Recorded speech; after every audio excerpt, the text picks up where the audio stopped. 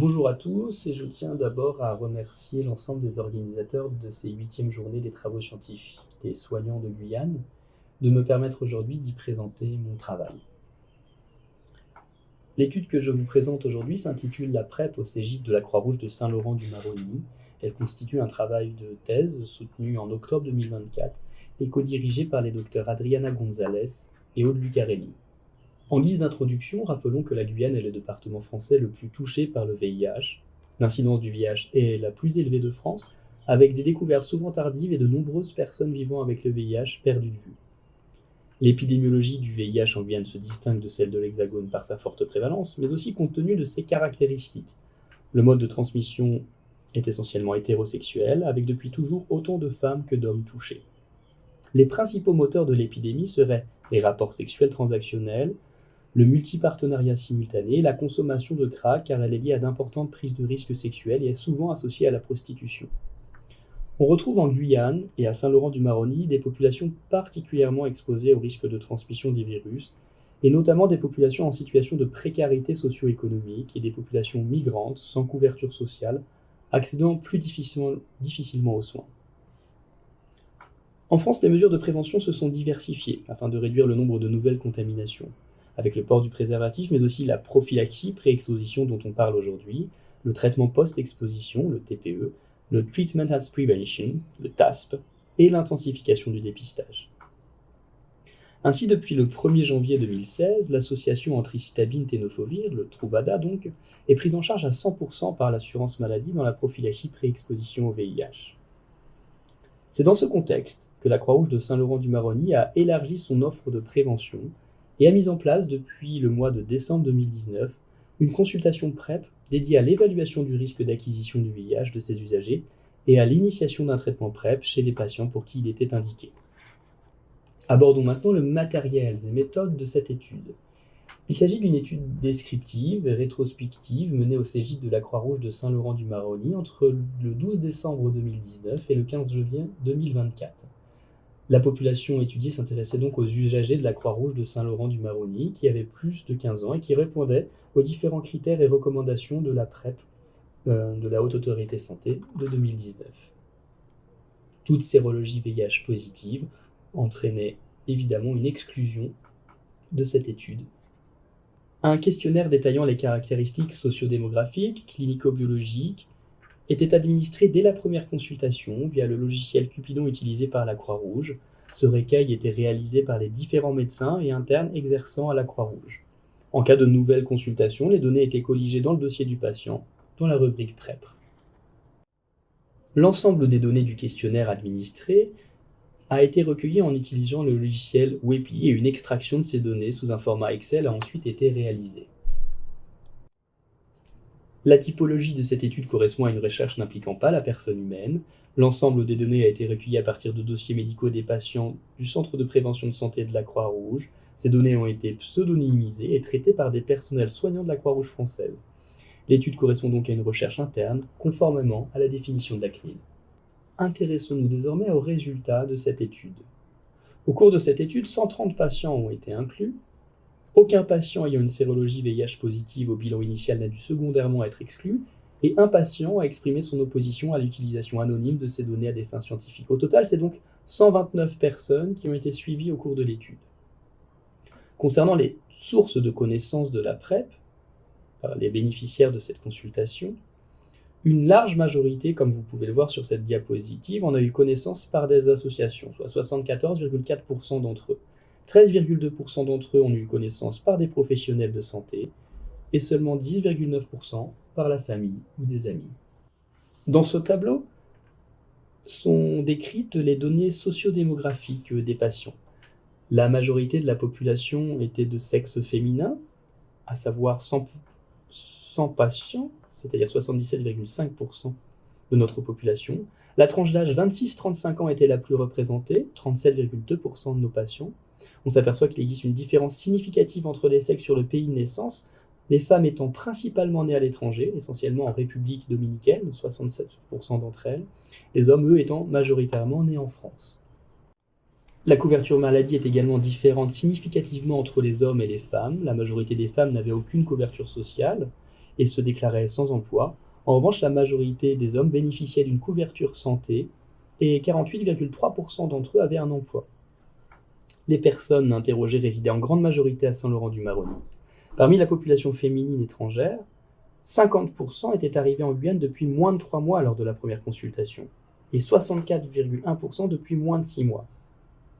La totalité des hommes étrangers étaient arrivés depuis plus de 6 mois lors de leur première consultation.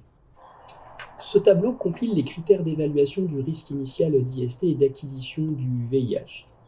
Parmi les usagers suivis, 88,4% avaient déjà réalisé une sérologie VIH au cours de leur vie. Parmi les femmes suivies, 87% se déclaraient en situation de prostitution contre aucun homme.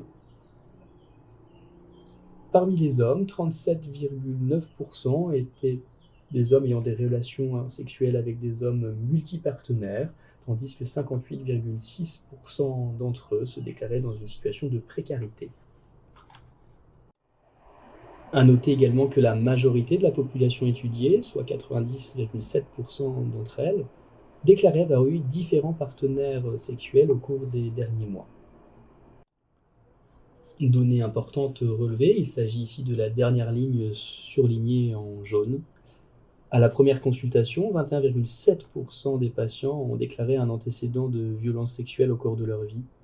Au cours de cette consultation, menée donc au CEGIP de la Croix-Rouge de Saint-Laurent-du-Maroni, 65% de la population a initié un traitement par PrEP au cours du suivi, soit 68% des femmes et 55,2% des hommes. En accord avec les recommandations, la totalité des femmes recevant un traitement par PrEP a initié un traitement selon un schéma continu. En revanche, 56,2% des hommes avaient commencé un traitement en discontinu. Ici sont répertoriés les événements au cours du suivi, les événements ayant eu lieu chez cette population bénéficiant de la consultation PrEP.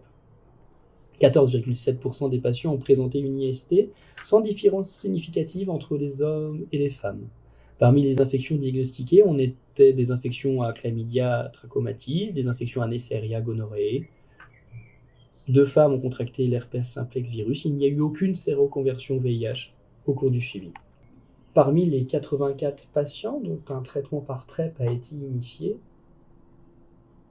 41 sont des usagers qui ont été perdus de vue sans qu'il y ait de décision d'arrêt de ce traitement. Et parmi ces 84, 34 ont arrêté le traitement par PrEP. Pour ces patients, dont un arrêt de traitement a été décidé, les effets indésirables sont la première cause de cet arrêt, pour 40,5% d'entre eux, la difficulté d'observance, pour 32% d'entre eux, et l'arrêt d'exposition au risque d'acquisition de VIH représentait une justification également importante, c'est-à-dire 14% d'entre eux. Concernant les 34 patients dont la décision d'arrêt de traitement a été prise, cet arrêt a été décidé pour 17% d'entre eux après 2 semaines de traitement, pour 41% d'entre eux après 1 mois de traitement, et pour encore 6 d'entre eux après 2 mois de traitement. On s'aperçoit donc qu'à 4 semaines après la mise en place du traitement, plus de 60% des patients avaient déjà arrêté et décidé d'arrêter ce traitement. Parmi les perdus de vue, qui représentent 41 usagers, 71% l'ont été dès la première délivrance du traitement. À la lumière de ces résultats, évoquons maintenant la discussion.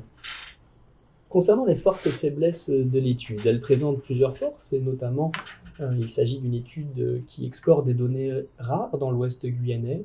Elle confirme la présence d'une population cible du traitement à Saint-Laurent-du-Maroni. Elle souligne aussi les obstacles au déploiement de la PrEP. Et elle permet d'aborder quelques pistes de réflexion pour une meilleure diffusion de la PrEP. Il s'agit cependant d'une étude rétrospective soumise à de multiples biais. D'abord, plusieurs intervenants ont colligé les informations dans le logiciel à la Croix-Rouge lors des consultations, rendant évidemment variable l'exhaustivité des questionnaires et pouvant amener à un biais d'information. Il existe également un biais de recrutement pour des raisons expérientielles, propres aux prescripteurs qui ont fait évoluer leur recrutement au cours du suivi. D'autre part, les informations recueillies relevant de la santé sexuelle sont soumises à un biais non négligeable de prévarication par les patients eux-mêmes. Le biais de prévarication est également appelé biais d'omission. Ainsi, un nombre important de perdus de vue limite les informations concernant les moteurs et les freins des usagers à adhérer au traitement et nous oblige à émettre quelques hypothèses. Concernant les sources de connaissances de la PrEP, notre étude souligne le dynamisme des structures associatives locales dans la prévention en santé sexuelle et le très bon maillage territorial qui facilite l'accès à l'information et aux soins. À noter, par exemple, AIDS, le CGID de la Croix-Rouge, mais également du CHOG, le réseau Kikiwi, et dans le reste de la Guyane, les associations comme Entraide, ADER, ID Santé et SIS Guyane. Notre étude nous rappelle les spécificités sociodémographiques guyanaises, avec notamment une population très différente des files actives suivies en hexagone. Une population qui est féminine, qui est jeune, qui est étrangère, sans couverture sociale et pratiquant des rapports sexuels transactionnels. Notre population masculine, quant à elle, est principalement née en France, avec un emploi et une couverture sociale, et est représentée principalement par des hommes ayant des relations sexuelles avec des hommes multipartenaires. Soulignons aussi la précarité socio-économique importante et la grande vulnérabilité de nos usagers, une accessibilité aux soins très hétérogène sur un territoire vaste comme la Guyane, et non uniformément doté. Dans le cadre de ses missions de promotion de la santé et d'aide à l'accès aux droits, la Croix-Rouge de Saint-Laurent-du-Maroni propose une prise en charge vraiment globalisée et dispense une consultation gratuite à l'accueil de ces populations primo-arrivantes. Cet accueil et cette prise en charge globalisée permet un recrutement élargi et une réelle porte d'entrée d'accès aux droits des usagers. On s'aperçoit au cours de notre étude que la population cible est souvent informée, mais que l'exposition au risque viral persiste. On note également un nombre trop important de violences sexuelles et un besoin urgent de prise en charge. Il y a également l'absence de compensation de risque avec l'instauration de la PrEP. En revanche, de nombreux arrêts de traitement sont décidés par les patients et également un nombre important de perdus de vue. De nombreux obstacles à la diffusion de la PrEP émanent de cette étude. En conclusion, la population cible de la Croix-Rouge de Saint-Laurent-du-Maroni est une population vulnérable avec des rapports à haut risque dans une région à forte incidence du VIH. La diffusion de la PrEP semble primordiale comme outil de prévention diversifié, ceci rentrant dans le cadre d'une approche globale, d'une approche transversale. Et rappelons encore une fois que cette consultation PrEP est une porte d'entrée importante d'accès aux droits. Il faut donc améliorer l'accès à cette PrEP et aller vers les populations cibles. Il faut impérativement développer les consultations et les équipes de santé sexuelle hors les murs, la formation des médiateurs, la formation de patients experts, mais également l'accompagnement par les pairs permettrait un déploiement et la diffusion de la PrEP. En juin 2024, l'autorisation de mise sur le marché obtenue par l'APRETUD, donc en injection intramusculaire, permettra certainement de diversifier les modalités d'administration et permettra peut-être de faciliter son déploiement et son adhésion. Merci de votre attention.